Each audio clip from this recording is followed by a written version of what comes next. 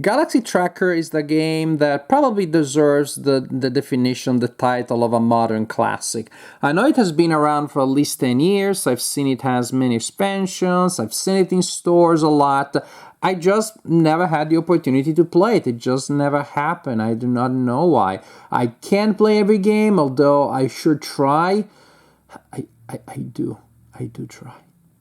Anyways, so since I never played it, I'm happy that this new revised edition has given me the opportunity to finally give it a go. So for this reason, I won't be able to compare this version with previous versions, but I will tell you about this version, which I played. And I played it with my kids that are currently 9 and 11, so you know that the game can definitely be played with young players. In this game, we'll take on the role of these little cute fellers as they build a ship and they fly around the galaxy trying to get fast to the destination. There definitely is a race element here.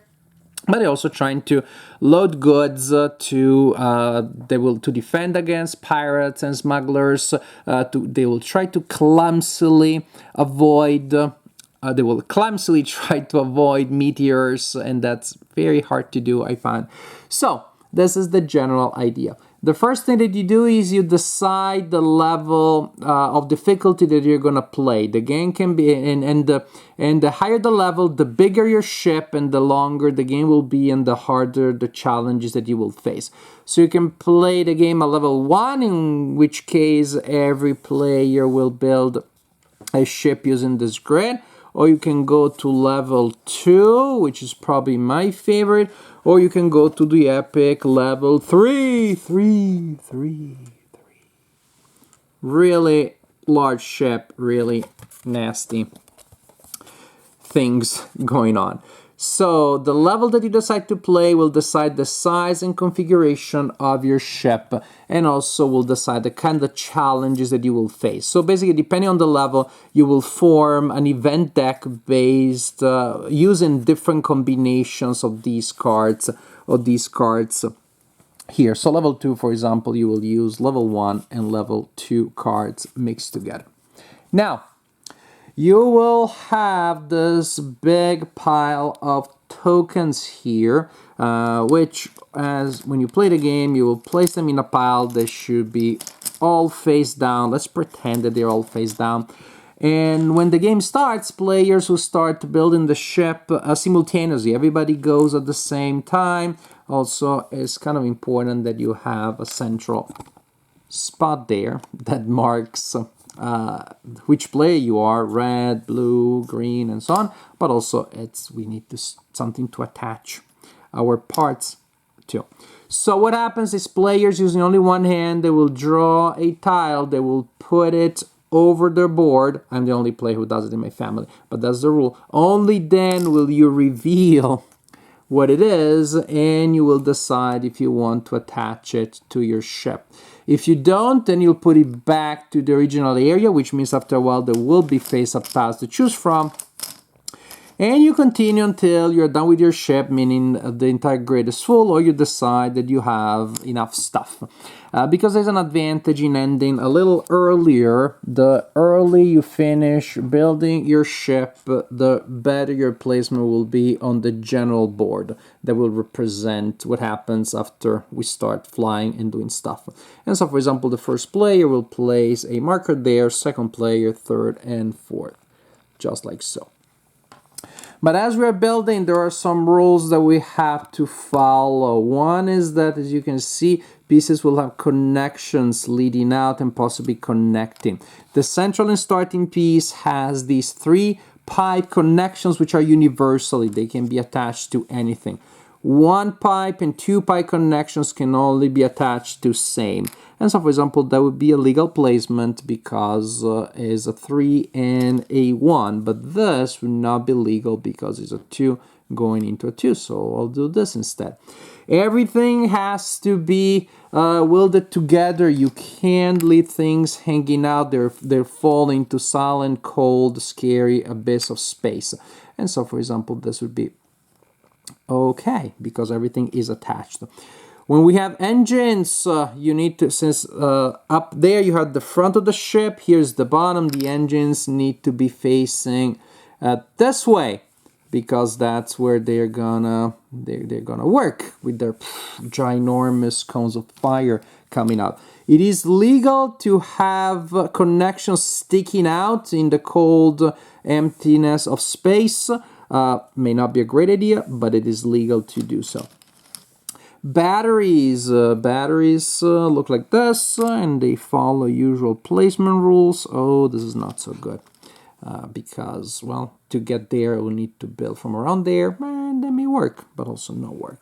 Cannons, pim pim pim, very powerful. We need them facing forward, and we cannot place anything behind an engine, and we cannot put anything in front of a cannon because that defies the purpose. Then you're just shooting your own ship down. So I'm just gonna put a bunch of semi-random things here that are probably not all that great the way I'm placing them, but it's just to give you a sense of how these weird-looking ships may end up looking. And other things, where is the... Oh, we want to place loads that will allow us to load goods. Yeah, if I stop building my ship right now, that would be pretty terrible, but I could if I so desired. I could. The freedom can be overwhelming. Oh, there you go. That's what I was looking for, this piece here. And let's suppose that that's how I had built it originally. So once everybody's done building their ship, we're gonna put some stuff on them. These pieces represent cabins, and we're gonna put astronauts there. Each takes 2 standard astronauts. If your cabin is next to a life support, which are these special tiles here, some are purple, some are brown, then instead of placing 2 regular astronauts, you can place an alien crew, because they need their own special atmosphere and stuff. And so, for example, because that cabin is connected to that, I could place that one. If I had a brown life support system there, I could place a brown alien. They're so cute. These are batteries, and we place these glass tokens here representing the charges, how many charges that battery has. Once we're done, again, everybody will have their tokens here on the board, and then we are good to go. At this point, we will also have formed a deck of event cards based on the kind of level that we're going to play. Also, the important thing is you build stuff, you get a chance of picking up some of the cards that will form the deck, and that gives you a sense of what you may have to encounter. So that's just to give a sense of the kind of events that then we may have to resolve. Then simply at that point, a player flips a card, usually the leader who's in front flips a card, and players will interact with that card. Some of these cards will still give us decisions to make, but many don't. Once you build your ship, in most cases, you are just along for the road. This is planets, where we get a chance of loading goods. Players can place a token of their color on one of the planets and load the corresponding number of cubes, which are represented by these tokens. For example, if I decide to do that, then I get those goods, and I can place them only in cargo holds if I have any. Some planets or some other game effects will give me red goods, which are particularly valuable in terms of points, but those can only be stored in special cargo holds that also are red, and I cannot find any of those, but trust me, there are. I'm not making this up. Or I could, and maybe the next player will decide to do that, and they will load a yellow good in one of their cargo holds if they have one available. You could also just sit on a planet and go there to simply prevent an opponent from taking those goods. You're doing this in the order in which players are on the travel board from beginning to end. Also, you set this number here in the bottom right corner of the card that indicates the number of days that you spend doing the action on the card. That's a standard cost for a lot of game effects. And then you will simply draw back by the number of spaces. And so that's the trade-off. I want to get the goods, or I want to stay in front. Another kind of danger that may happen, slavers, and you have other kind of enemies that have a similar idea. They will attack the pack starting from the front, This is the amount of cannon powers that you need to have in order to defeat them. You need to exceed that. So if I had exactly 7, then I would be able to tie, nothing happens. If I have more, I defeat them. If I have fewer, then I take the penalty. They're slavers, so they're gonna kidnap 4 of my crew members. If I defeat them, that is the amount of that is the reward that I get. There would be 8 credits or 8 space dollars, and there are tokens to keep track of that. But also, that's how much it cost me to really extract all that money from these slavers' bank accounts.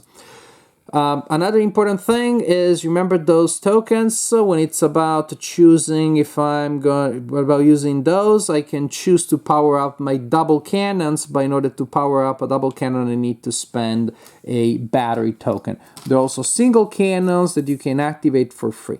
So the batteries that you bring with you are a limited resource, and it's very important to decide when you want to spend it. Other encounters that may happen, open space where players will just race. You just get an opportunity to move forward depending by a number of spaces equal to the number of engines that you have. Like for cannons, single engines will simply give you a movement of 1 for free. Double engines will require batteries. More enemies, meteor swarms, no one like those, but they do happen. Everybody will be attacked by the same pattern of meteors. Different cards have different patterns. This one, for example, means 2 small from the front and 3 big ones from the right side. These, and then you have also attacks, combat zones, that also will give you a pattern of the direction in which players get attacked. For example, here, players will get attacked with a small cannon and a large cannon from the back, for example. When you determine the direction in which these attacks come, simply player rolls 2 dice, and that determines which column or line or row, if any, will be attacked. So for example, if we're determining, we're resolving where this big meteor is coming, a player rolled a 9, so everybody is attacked from the right in the 9 line, and boom, that it will be the piece that is attacked. It could be that the roll indicates if it's very high or very low, then no one gets hit. For example, there is no row or column for a 2. But in many cases, you will get hit. Now, what those things do is indicated here on the main flyboard. That's a really nice player aid. If you are being attacked with a small meteor, it bounces off a well-built ship, which means a ship that doesn't have any open connections. If a small meteor hits there, it destroys the piece. Otherwise, if it was hitting there, it bounces off because you see it doesn't have any open connections. You can also power up shields if you have them, but you need to spend batteries. A shield will cover 2 of your sides, and that's why the original orientation matters. This shield, for example, will cover everything that comes from this way and from this other direction. Big meteors, they can be destroyed by cannons if they're coming from a direction where you do have cannons. Oh, incidentally, I may have said earlier the cannons must face forward. Actually, they can also face on the sides. What matters is that they're facing outward. I think I may have misspoken there. But yes, you can destroy them, but again, you may have to spend batteries to power them up. And pew, pew, pew. That prevents the damage. Small fire can be blocked again by shields, and large fire, there's nothing that can block it. If it is determined that an attack is coming towards your ship and you cannot prevent it, then boom, you lose. For example, I was attacked here and I cannot prevent it. You lose the corresponding piece with whatever was on it. And suppose I lose that piece, you also lose whatever piece of your ship is not attached to the main body once that happens. And it happens one, my daughter Amelia had her ship basically cracked in half. And that was a very, very sad moment. Very, very sad moment. Oh, we talked about those aliens. So they simply contribute to cannon power or engine power better. Each purple alien gives you +2 to cannon powers. That's how good they are at operating them. And each brown alien gives you +2 to your engine power. That's how good they are with that kind of technology. So this is the general idea. Once you build your ship, you will simply go through the cards of the deck that you have prepared. It seems like a lot, but it's very easy to learn by playing. Put together the deck and teach the rules to the players as each encounter is happening. At the end of the deck, when all cards have been played, the players score points for the position that they are on the board. The first player will have 8 points, for example, in this configuration, and then 6, 4, and 2. These values change based on level of difficulty. The best looking ship, which means the one with the fewest open connections, will score a certain number of points. Cubes representing goods are sold for the indicated amount of points. Each piece that you lost in space during the flight will lose you 1 victory point, and at the point the player with the highest score wins the game.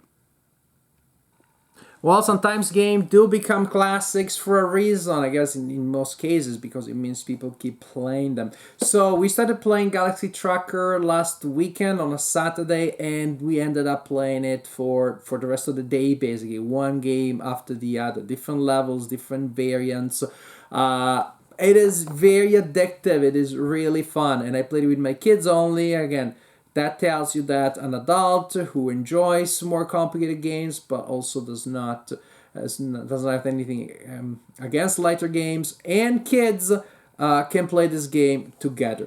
It is just really fun, and the two parts of the game feel very well connected, very organic, although it may not feel that way. It almost feels like, are these two things, the building of the ship and the running of the ship, how do they work? But it really, in a certain sense, gameplay is mainly building the ship, since that is where your decisions are, or most of those decisions are going to be, but there's just so much going on in it. After a while, you get some tricks. Okay, if I keep a connection exposed on that angle, there are fewer chances of this or that happening.